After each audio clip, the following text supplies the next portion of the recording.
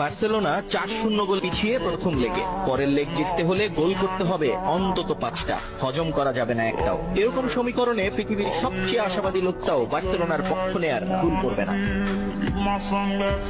2017-তে সেটা কেউ করেছিল বলে মনেও হয় না, কিন্তু একজনের মনে আত্মবিশ্বাসটা ছিল। ঘোষণা দিয়ে বলেছিলেন, ম্যাচে বার্সেলোনার চান্স যদি 1% হয়, বাকি 99% থাকবে আত্মবিশ্বাস।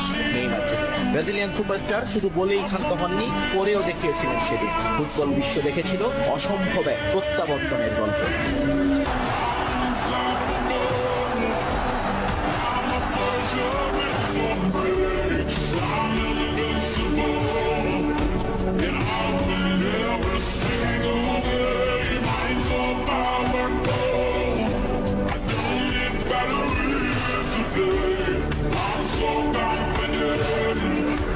প্রত্যাবর্তনের গল্প।